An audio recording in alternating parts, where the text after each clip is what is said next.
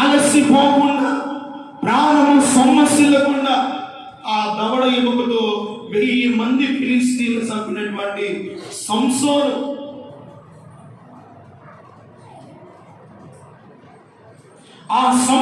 ఒకానొక రోజున గాజా అనే పట్టణానికి వెళ్ళాడండి. సంసోను ఆ ఫిలిస్తీన్ల యొక్క 300 వారు వేసుకునే బట్టలను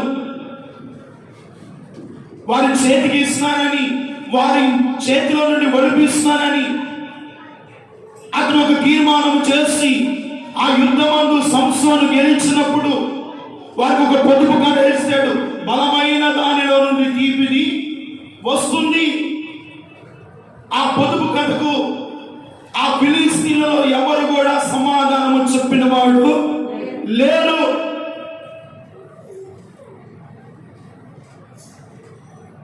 ఆ ఇప్పుడు కథను చెప్పడానికి సంసోనుడు ఒక స్త్రీ వేధించి, ఇసికించి, ప్రాణము ఇసికించి ఎలా కట్ట ఆ యొక్క ఇప్పుడు కథను సంసోను ద్వారా చెప్పించుకుందండి. చెప్పించుకున్నది ఏమన్నా గురిగా ఉందా? వెళ్ళి ఎవరు చెప్పింది? ఫిలిస్తీన్లు చెప్పింది. బలమైన దానిలో నుండి తీపి వచ్చినట్టే బలమైన దానిలో నుండి సింహము అని చెప్పింది. దేవుని స్తోత్రం చెప్పండి. హల్లెలూయా. ప్రియమైన వాళ్ళని ఎప్పుడైతే చెప్పిందో అలాగున సంసోను వారు పట్టుకున్నారు. ఒకానొక సమయమందు మరి గాజా అనే పట్టణానికి వెళ్ళి అక్కడ ఒక స్త్రీని చూసి ఆమెను మోగించి అవిధేయుడైపోయి దేవుని ఆత్మ అతని ఎడబాసనని సంగతి కూడా ఎరుగగా ఉన్నాడని. ఎవరో? సంసోను. దేవుని ఆత్మ అతని ఎడబాసనని ఎరుగలేదు. వాక్యమునకు అవిధేయుడైపోయాడు. దేవుని నియమ నిబంధనలకు అవిధేయుడైపోయాడు. నాచీరు మతముల నుండి తొలగిపోయాడు. ఈ లోక సంబంధమైనటువంటి పరిస్థితుల వైపు చూసి ఒక స్త్రీని మోగించి పాపములో పడిపోయిన తర్వాత, సంసోను అవిధేయుడైన పోయిన తర్వాత దేవుని ఆత్మ సంసోనుల నుండి ఎడబాసేను. ఏమైందంట? దేవుని ఆత్మ ఎడబాసేను. ఒక వ్యక్తిలో దేవుని ఆత్మ ఎప్పుడు వెళ్ళిపోతుందంటే, దేవుని వాక్యానికి అవిధేయుడైతే వారిలో దేవుని ఆత్మ ఉండదు. ఆ వ్యక్తి ద్వారా దేవుడు ఏ కార్యములు చేయడు.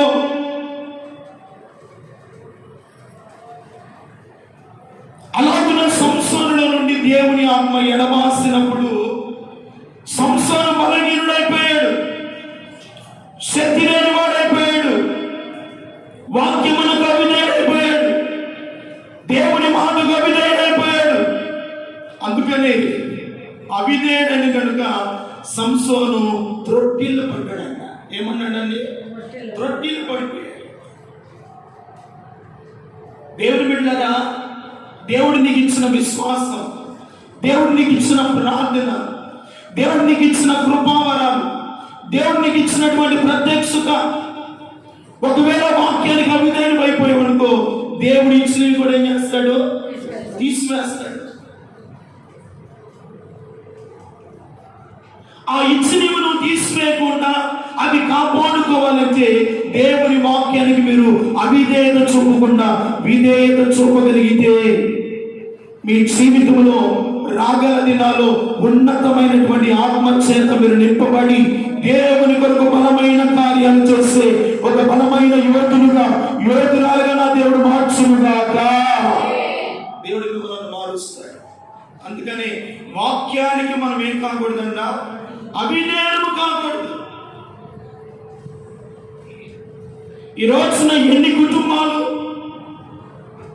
అవిధేయత వలన నష్టపోతున్నాయి, ఎన్ని కుటుంబాల్లో ఎన్ని సమస్యలు, ఎన్ని గొడవలు, భార్య భర్తకు అవిధేయత చూపించడం వలన ఒకవేళ భార్య భర్తకు అవిధేయత చూపించడం వలన, ఒకవేళ పిల్లల తల్లిదండ్రులకు అవిధేయత చూపించడం వలన కదా ఈ రోజున కుటుంబాలు పాడైపోతున్నాయి.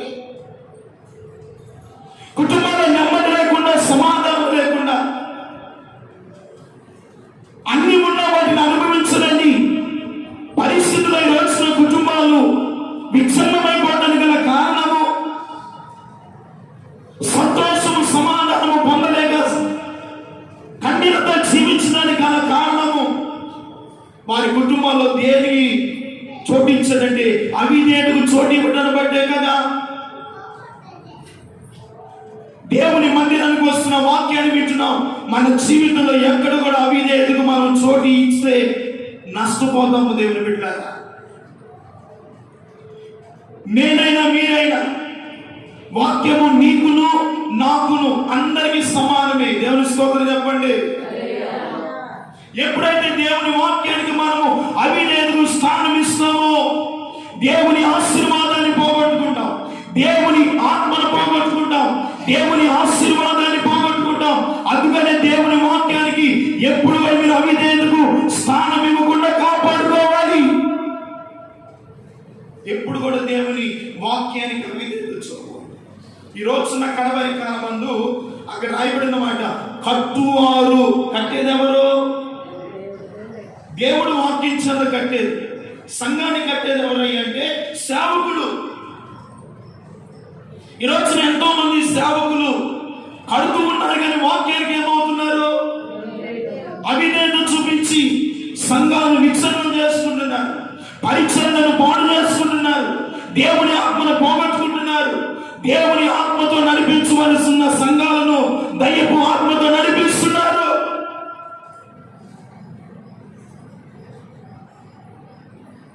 ఈ రోజున సేవకులు అవిధేయత చూపిస్తున్నారు, వాక్యానికి విశ్వాసం అవిధేయత చూపించడం వల్ల ఇక త్రుట్టిలు పడిపోకుండా ఎవరు మనల్ని కడతారండి?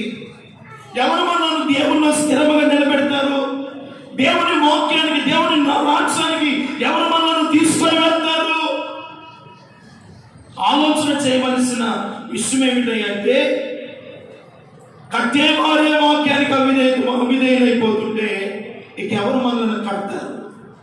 ఎవరు దేవుని కొరకు మనల్ని నిలబెడతారు? అందుకనే ఎవరు కూడా దేవుని వాక్యమునకు అవిధేయత చూపిస్తామో, ఎప్పుడైతే దేవుని మాటను ధిక్కరిస్తామో, దేవుని మాటకు లోబడకుండా జీవిస్తామో, నీకు తెలియకుండానే నీలో ఉన్న దేవుని ఆత్మ ఎడబాసనని సంగతి నీవు కూడా ఎరుగనన్నట్లుగానే ఉంటావు. ఎప్పుడైతే దేవుని ఆత్మ నీలోకి వెళ్ళిపోతుందో మందిరానికి రాలేవు, వాక్యాన్ని వినలేవు, దేవుని పాడలేవు, స్తుతించలేవు. ఒకవేళ మందిరానికి రావాలనుకున్నా ఆ అవిధేయత నీ హృదయంలో ఉంది కనుకునే, అది పదే పదే నిన్ను హెచ్చరిస్తూ ఉంది కనుకునే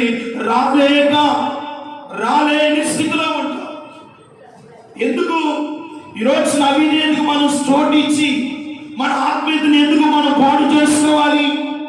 కనుక మీరు ఎన్నడూ కూడా అవిధేయతకు చోటు ఇవ్వకుండా దేవుని వాక్యమునకు లోబడి జీవించే కృప దేవుడు ఇచ్చునుగాక.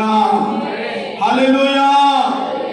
అవిధేయత వలన సంసోను దేవుని బలమును పోగొట్టుకున్నాడు, దేవుని శక్తిని పోగొట్టుకున్నాడు, దేవుని ఆత్మను పోగొట్టుకున్నాడు. నీవు ఎవరు అంటే, లోకములో నన్ను దేవుడు పిలుచుకొని తన ఘనమైన పరీక్షలో దేవుడు నియమించాడు. ఎందుకో తెలుసా?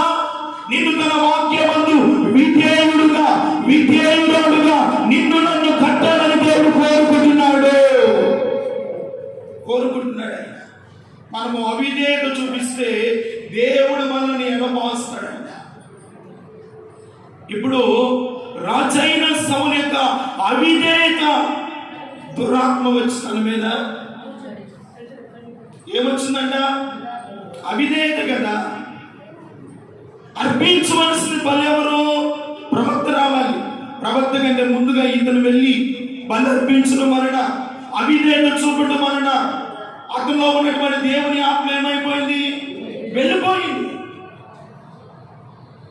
దేవుని బిడ్డలారా, మీ జీవితంలో అవిధేయతను మీరు చూపించినంత కాలము మీరు ఆశీర్వదింపబడరు. అవిధేయతను చోటించినంత కాలము, వాక్యమునకు లోబడితేనే మీ జీవితాలు దీవించబడితే కానీ అవిధేయత చూపించినంత కాలము మీరు ఏ ఆశీర్వాదము పొందరు. ఒకవేళ మందిరానికి వచ్చిన ఏ మేలు పొందలేని స్థితిలోనే నీవు ఉంటావు.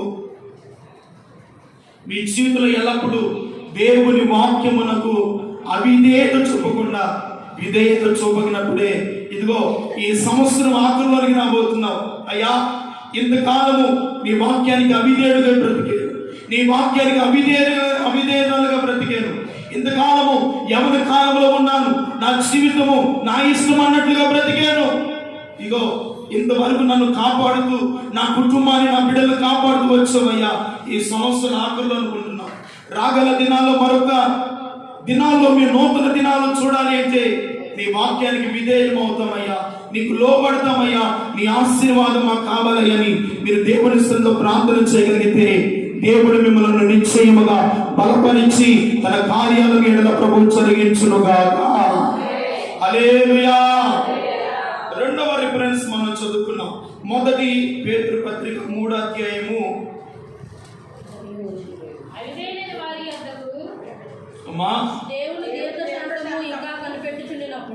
ఆ మాట వదిలే.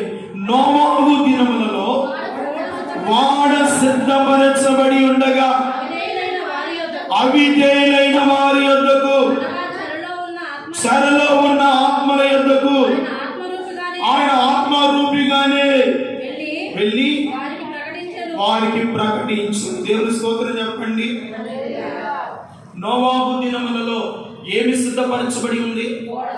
కళ్ళు పెట్టి నా వైపు చూడాలి. ఏం సిద్ధపరచబడింది? వాడ సిద్ధపరచబడి ఉంది.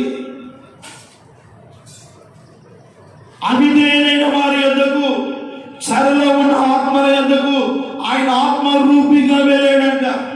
ఎలాగెళ్ళాడు? ఆత్మరూపిగా వెళ్ళి వారికి ప్రకటిస్తూ ఉన్నాను, వారి అవిధేయత వలన వారు నశించిపోయారని వాక్యము సెలవిస్తూ ఉంది. ఈ రోజున ఎన్ని కుటుంబాలు నశించిపోతున్నాయి, ఎన్ని కుటుంబాలు నాశనమైపోతున్నాయి, ఎంతమంది లోకంలో వారి జీవితాలు పాడు చేసుకుంటున్నారు. కారణం ఏమిటో తెలుసా? చెరలో ఉన్న ఆత్మల యొద్దకు ఆత్మరూపిగా ఆయన ప్రతిరోజు వెళ్తున్నారు, కానీ ఆయన ప్రకటించిన మాటలు ఎవరు కూడా వినలేదు. ఆయన పెందలకాడినే తన ప్రవక్తలను పంపుచున్నాడు, కాపురులను పంపుచున్నాడు, సువార్తికులను పంపుచున్నాడు, కడపత్రికలను పంపుచున్నాడు. దేవుని వాక్యము వేగముగా వెళుతుంది. కానీ ఆయన ఆత్మరూపిగా వెళ్తున్నాను. ఈ మాటలు నాకు కాదు, ఈ సందేశము నాకు కాదు, ఈ వాక్యము నాకు కాదు అని దులుపుకొని వెళ్ళిపోతున్నారు. అందుకనే దేవుడు ఆ తరమ వారిని చూసినప్పుడు ఆయన హృదయమందు నొచ్చుకున్నాడు, బాధపడ్డాడు. ఈ రోజున నోవాహు దినములలో వాడ సిద్ధపరచబడి ఉన్నది. ఇదిగో మన ప్రాంతంలో దేవుడు ఈ కల్వారి ప్రార్థనా మందిరం అనే ఈ వాడను దేవుడు సిద్ధపరిచాడు. దేవునికి స్తోత్రం కలుగును గాక. జగతికి పునాది వేగమునుపే ఈ స్థలములో ఈ మందిరం అనే వాడను దేవుడు సిద్ధపరిచాడు. ఈ వాడలోనికి నీవు రాగలిగితే, ఈ వాడలో మీరు నివసించగలిగితే, ఈ వాడలో బోధించబడుతున్న వాక్యాన్ని మీరు వినగలిగితే, మీరు నాశనము కాకుండా మీరు కాపాడబడతారు. దేవుని స్తోత్రం కలుగును గాక. నోవాహు దినములలో వాడ సిద్ధపరచబడి ఉండగా చెరలో ఉన్న ఆత్మల యొద్దకు ఆయన ఆత్మరూపిగానే వెళ్తే వారు ఏం చూపించారు? అవిధేయత. అవిధేయత చూపడం వలన ప్రాణముతో ఏమన్నా బ్రతికేదండి? భార్య బిడ్డలతో ఏమన్నా సంతోషంగా ఉన్నారా?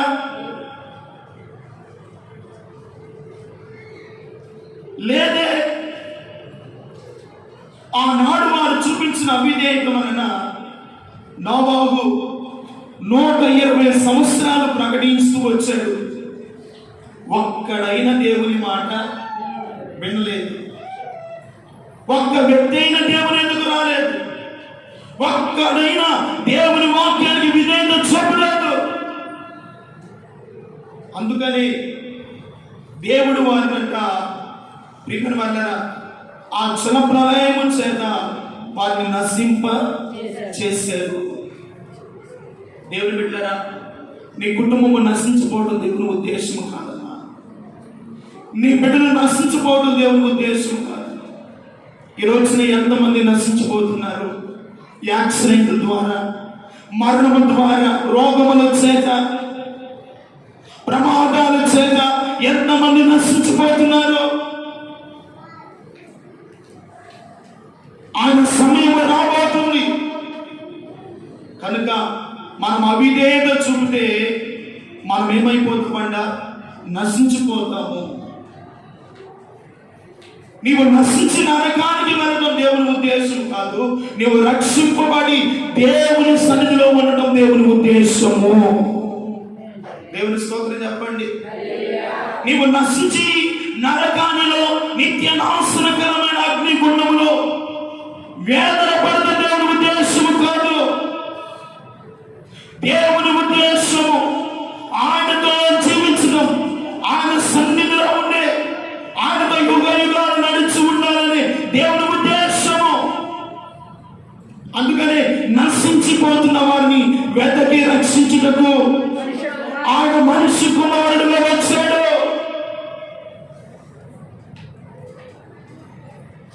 ఒకవేళ ఇంకనైనా మానుకోను, నోవాహు దినాల్లో అవిధేయత చూపినట్లుగా మీరు ఎన్నడూ కూడా అవిధేయత చూపకుండా దేవుని వాక్యానికి విధేయత చూపించి క్రీస్తుని ప్రభువుగా నీవు నీ ఇంటి వారు కలిగి ఉందురుగాక. హల్లెలూయా. ఒకవేళ నీ యజమానుడు మారు మనసు పొందబోతే హెచ్చరించు. అయ్యా, దేవుని రాకడ రాబోతుంది. ఇదిగో నేను దేవుని సన్నిధికి వెళ్ళాను. అవిధేయత చూపడం వలన ఆనాటి ప్రజలు నశించారంటయ్యా. ఒకవేళ నువ్వు అవిధేయత చూస్తే ఏ పరిస్థితులు ఎలా ఉంటాయో తెలియదు. ఇదిగో దేవుడు మనకు కుటుంబాన్ని ఇచ్చాడు, బిడ్డలను ఇచ్చాడు. ఇదిగో కొంతకాలం జీవించడానికి చక్కని ఇల్లునిచ్చాడు, అవకాశాన్ని ఇచ్చాడు. మనం చక్కగా దేవుని మందిరానికి వెళ్ళి మారు మనసు పొందుకొని రక్షింపబడి దేవుని పాదాల యొక్క నివసిస్తామయ్యా అని చెప్పు. దేవుని స్తోత్రం కలుగునుగాక. హల్లెలూయా. ఒకవేళ నీ కుమారుడు, నీ కుమార్తె నీ మాట వినలేని స్థితిలో ఉంటున్నారా? దేవుని బిడ్డ, నీ జీవితం యవన కాలంలో పాడు కాకుండా, నాశనము కాకుండా, ఏదో నీ జీవితము ఇదిగో అర్థాంతరంగా ముగించకుండా నువ్వు కాపాడబడాలి అంటే రా, దేవుని మందిరానికి వెళ్దాం. దేవుని వాక్యాన్ని విను, మారు మనసు పొందుకో, రక్షింపబడు, యేసుని క్రీస్తుగా ప్రభుగా ధరించుకో. నీ బ్రతుకు మార్చబడి ఓ చక్కని భవిష్యత్తు దేవుడు నీకు ఇస్తాడమ్మని చెప్పు. దేవుని స్తోత్రం కలుగునుగా. ఇలాగ చెప్పాలి. ఎంతకాలం ఇంకా చెప్పకుండా ఉంటావు? ఇంకెంతకాలం హెచ్చరించకుండా ఉంటావు? ఇంకెంతకాలము సంవత్సరాలు, నెలలు, దినాలు గడిచిపోతున్నాయి కానీ ఇంకా మన కుటుంబం వారు రక్షింపబడలేదంటే దేవుని రాకడ ఎంత సమీపంగా ఉందో ఆలోచించాలి. దేవుని బిడ్డలారా, అవిధేయత చూపిస్తే వారు ఏ రీతిగా నశించిపోయారో మీరు ఎన్నడూ కూడా అవిధేయత చూపకుండా దేవుని మాటను వింటే దేవుడు రక్షణ, సమాధానములు మీ కుటుంబానికి దేవుడు అనుగ్రహిస్తాడు. దేవుని స్తోత్రం చెప్పండి. హల్లెలూయా.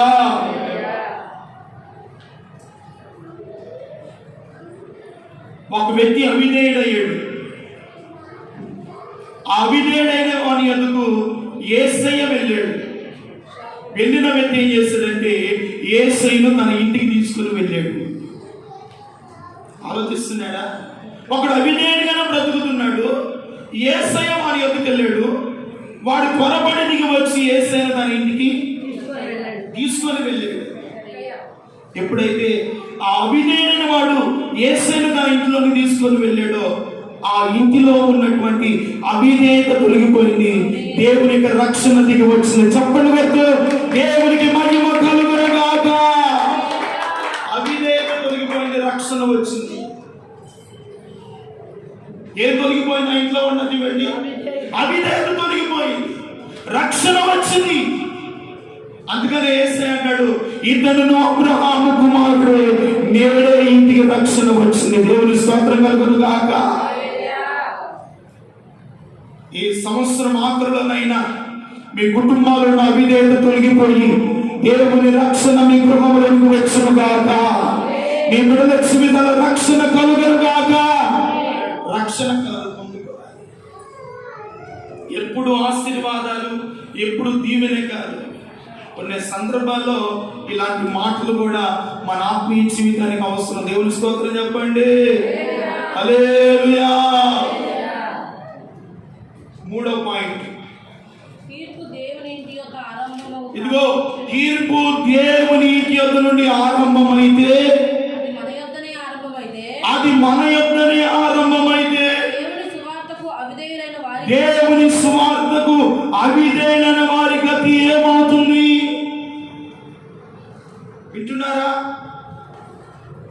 తీర్పు ఎక్కడి నుండి వస్తుందంట? దేవుని ఇంటి యొద్ద నుండి బయలుదేరుతుంది. దేవుని ఇల్లు ఏది? దేవుని మందిరము. ఇక్కడ నుండే దేవుని తీర్పు వస్తుంది. దేవుని ఇంటి యొద్ద నుండి తీర్పు వారి వస్తే,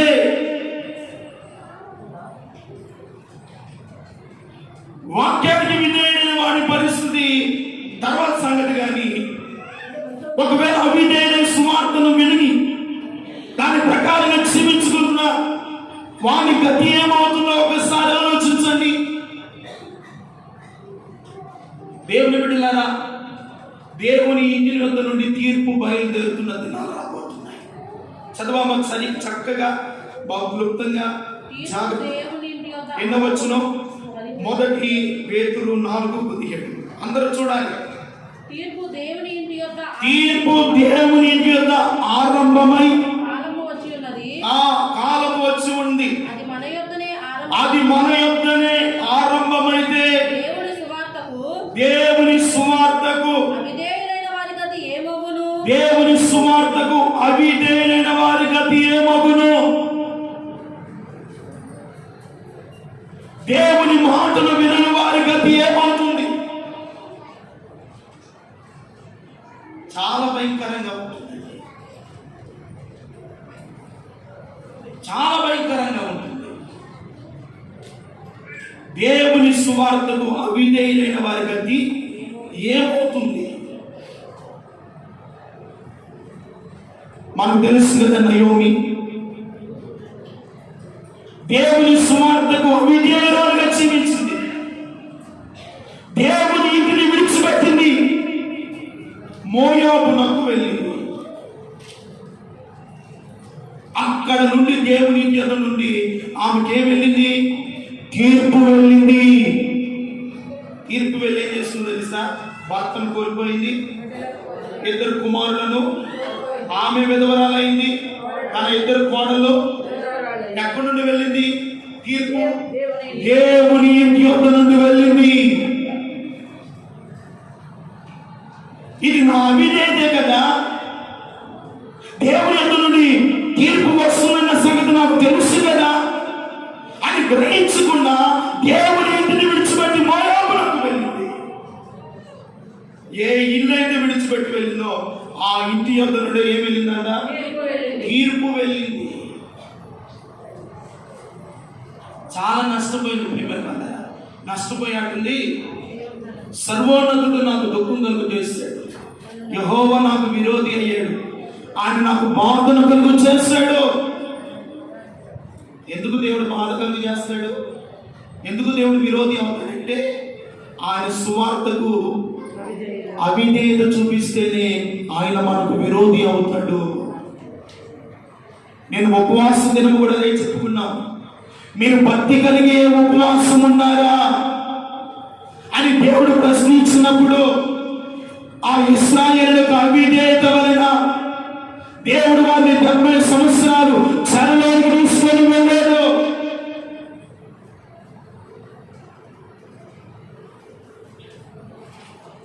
ఎంత నష్టపోయారో ఆలోచించండి. దేవుని తీర్పు మన ఇంటి యొద్ద, దేవుని ఇంటి యొద్ద నుండి వెళ్తుంది.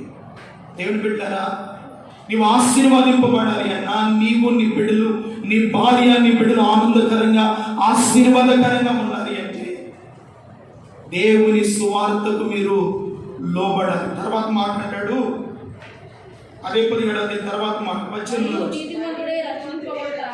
నీతిమంతుడే రక్షింపబడుట దుర్భమైతే భక్తిహీనుడును పాపియు ఎక్కడ నిలుస్తాడు? నీతిమంతుడే ఒకవేళ ఆ స్థితిలో ఉంటే, భక్తిహీనుడు పాపి అయిన మనుషుల యొక్క గతి ఏమవుతుంది? చాలా జాగ్రత్తగా వినాలి దేవుని బిడ్డలారా. మన గతి, మన స్థితి దేవుడు కాపాడాలి, నడిపించాలి అంటే దేవుని సువార్తకు మీరు ఎన్నడూ కూడా అవిధేయత చూపకుండా ఆయన ఇంటి నుండి తీర్పు బయలు వెళుతుందని గ్రహించి దేవుని వాక్యానుసారంగా జీవించడానికి, దేవుని మాటకు లోబడి జీవిస్తే అవిధేయతకు చోటించినంత కాలము ఆశీర్వదింపబడరు. అవిధేయతకు చోటించారు, సంసోను మరణమైపోయాడు. నోబహు దేవుని మాటలు విని వాడ సిద్ధపరుచుకున్నాడు కనుకనే అవిధేయులైన వారితో పాటు నశించిపోకుండా నీతి ద్వారా నోబహు ఇంటి వారందరూ రక్షింపబడ్డారు. కొట్టు చప్పట్లో దేవునికి మహిమ కలుగును గాక. అవిధేయులైన వారితో నశించిపోకుండా ఆ రక్షణ అనే వాడలో వారు ఉన్నారు కనుకనే నీతి ద్వారా రక్షింపబడ్డారు. దేవుని స్తోత్రం కలుగును గాక. నీరు అనగా బాప్టిసము ద్వారా రక్షింపబడ్డాడు. నీవు కూడా నీ ఇంటి వారు రక్షణని ఆ నీటి ద్వారా నీ ఇంటి వారు కూడా ఈ సంవత్సరం ఆఖరిలో రక్షింపబడుదురు గాక. రక్షింపబడండి. ఇంకెంతకాలము అవిధేయుడిగా ఉంటావు, అవిధేయులుగా ఉంటావు, దేవుని ఆశీర్వాదాన్ని లేకుండా జీవిస్తారు. కనుక రక్షింపబడే వారిగా మీరు ఉండాలి అంటున్నాడు. 3వది అన్నాడు, తీర్పు దేవుని ఇంటి నుండి బయలు వెలుతున్నది కనుక మీరు చాలా జాగ్రత్తగా క్రీస్తు సువార్తకు మీరు అవిధేయత చూపకూడదు. అవిధేయత చూపిస్తే మీ గతి ఏమవుతుందో ఆలోచించు. దేవుడు లేని వారి గతి చూస్తుంటే లోకంలో భయంకరంగా ఉన్నాయి.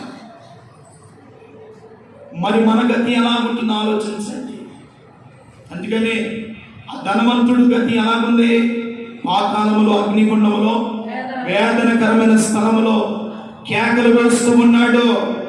అబ్రహాము కుమారుడే, యేసు ప్రభువుని ఎరిగిన వాడే, మా తండ్రి అబ్రహాం అని చెప్తున్న వాడే, ఆ మందిరానికి వెళ్ళేవాడు, కానుకలు పంపించేవాడే, ఎన్నో కార్యాలు చేసేవాడే, కానీ దేవుని వాక్యానికి మాత్రము అవిధేయుడైపోయాడు. కనుకనే నా ప్రాణమా తినుము త్రాగుమని సుఖించి ఎచ్చలవిడిగా బ్రతికాడు. కనుకనే అవిధేయుడైన కనుకనే మరణం వచ్చింది. వేదనకరమైన స్థలములకు వెళ్ళిన తర్వాత అప్పుడు అన్నాడు, తండ్రివైన అబ్రహామా నా యందు కనికరపడయ్యా, ఇదిగో నా యందు కనికరపడి నేను పొందిన ఈ శిక్ష నా సహోదరులు కూడా పొందుకోకుండా ఇదిగో ఆ లాజర్ను పంపించి ఆ దేవుని మాటలు వారికి.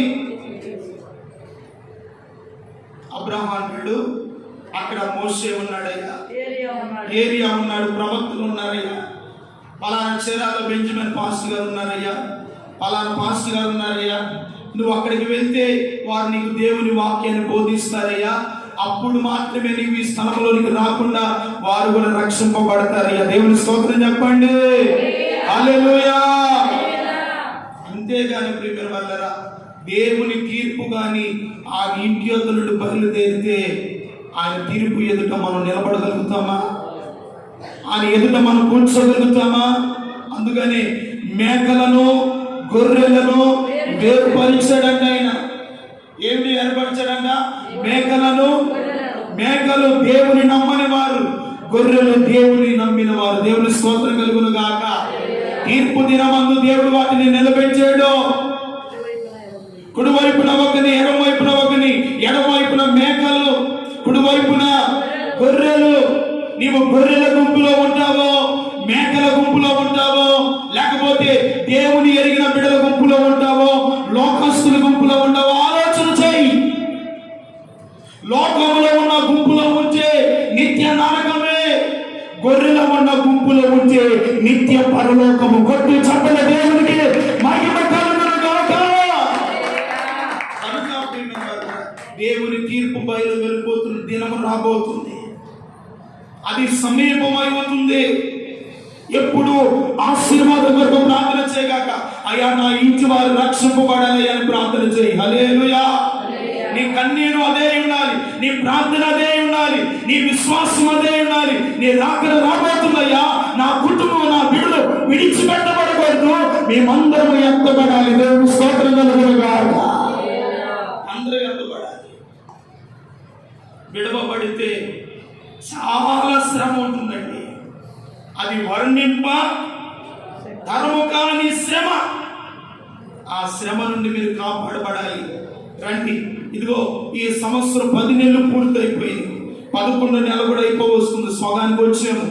రాబోయే 12వ నెలతో అయిపోతే మరొక నూతన సంవత్సరానికి వెళ్ళబోతున్నాం. రక్షణలోనికి మీ ఇంటి వారు వచ్చుదురుగాక.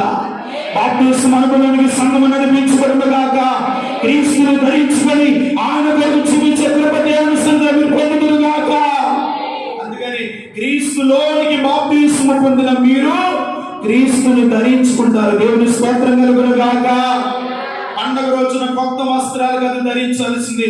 నీ జీవితము మార్చబడి క్రీస్తును ధరిస్తే అదే నూతనమైన వస్త్రము. చెప్పలేకపోతే దేవునికి మహిమ కలుగునుగాక. అది ఉల్లాస వస్త్రము, అది సంతోష వస్త్రము, అది స్తుతి వస్త్రము, అది మహిమ వస్త్రము. పండగలకు కొత్త వస్త్రం ధరించేదానికన్నా కూడా ఈ దేహం అనే శరీరమును పాతి పెట్టబడి ఒక నూతన సృష్టిగా జన్మిస్తే నా దేవుడు ఆనందపడతాడు. దేవుని స్తోత్రం కలుగునుగాక. ఆయన ఆనందపట్టి క్రిస్మస్ మనం చేయాలి. దేవుని స్తోత్రం చెప్పండి. దాని కొరకు సిద్ధపడాలి. నా దేవుడు చెప్పాడు, అయ్యా ఇంకా ఎంతకాలం అవిధేయత చూపిస్తారా నాయన, ఈ 4 విషయాలు వారు చెప్పు. మారు మనసు పొందుకుంటే, రక్షింపబడితే వారి జీవితాన్ని ఆశీర్వదిస్తాను. ఈ ఆశీర్వాదాన్ని పోగొట్టుకుంటే వారంత దౌర్భాగ్యులు మరొకరు ఉండరు. అందుకని హెబ్రీ పత్రికలో ఒక మాట చదివించి నేను ముగిస్తానండి. హెబ్రీ పత్రికలో ఒక మాట పొంది చెప్పి నేను ముగిస్తాను. చదవండి. హెబ్రీ పత్రిక 12వ అధ్యాయము 16వ వచనం చదువుతున్నాం. ఒక పూట కూటి కొరకు తన జ్యేష్ఠత్వపు హక్కును అమ్మివేసినటువంటి ఏశావు వంటి భ్రష్టుడు వ్యభిచారి అయినను ఉండునేమోనని జాగ్రత్తగా చూసుకొనుడి. ఏశావు ఆ తర్వాత ఆశీర్వాదము పొందుకొని కన్నీళ్లు విడుచుచు దానికోసము శ్రద్ధతో వెతికినను మారు మనసు పొందని అవకాశము అబ్బా ఏమైపోయాడంట?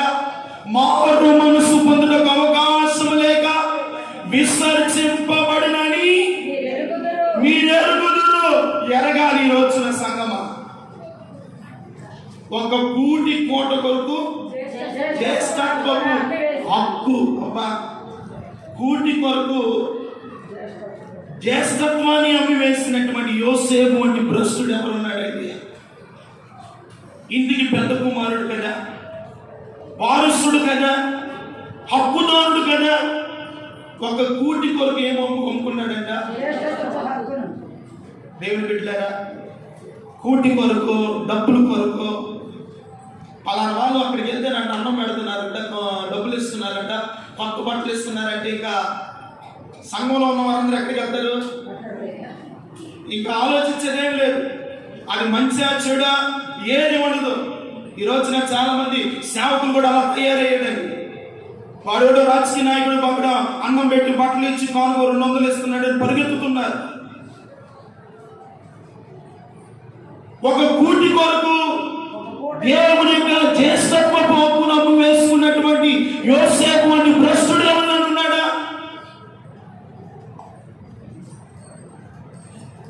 అతడు తరువాత కన్నీళ్లు కార్చిన ఆశీర్వదింపబడడానికి, ఆ జ్యేష్ఠత్వాన్ని మరణ పొందుకునడానికి ఎంత కన్నీరు కార్చినా, ఎంత రోదన చేసినా, ఎంత ప్రలాపించినా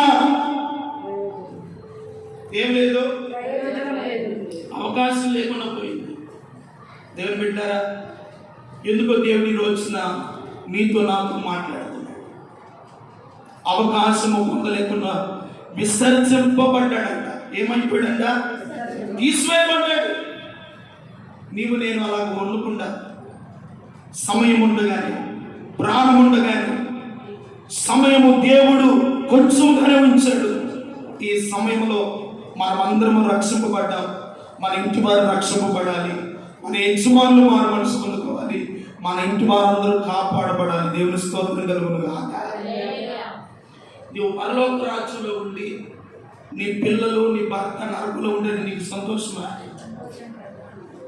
లేకపోతే నీ భర్త ఒక్కడే పరలోకంలో ఉండి భార్య బిడ్డలు విడవబడుతూ నీకు సంతోషమా? దేవుని బిడ్డలు ఆలోచించండి. అందుకనే దేవుని వాక్యం అంటుంది కదా, నోవాహు ఇంటి వారందరూ కూడా అంట. దేవుని స్తోత్రం చెప్పండి. నోవాహు ఒక్కడే కాదు, తాను దేవుని మాటను విని ఇంటి వారందరినీ సిద్ధపరిచాడు. దేవుని స్తోత్రం కలుగును గాక. నీ ఒక్కదాని విని ఇంటి వారందరినీ సిద్ధపరిచే సాధనముగా దేవుడు మిమ్మల్ని మార్చును గాక. దేవుని సువార్త మీ ఇంటి వారికి బోధించుదురు గాక. నీ ఇంటి పక్కన ఉన్న వారికి దేవుని మాటలు చెప్పుదురు గాక. అతి వారిని దేవుని ఎదుగు నడిపించుదురు గాక. ఒక్కరినైనా నడిపించండి, దేవుని ఎదుగు తీసుకురండి, రక్షణ మారు మనసు వారికి తెలియచేయండి. రాబోయే శ్రమ దినమందు దేవుని ఇంటి నుండి తీర్పు రాక మునుపే దేవుని మాటకు లోబడదు. అతి కృపా ప్రభు దయచేయండి. తలవంచండి.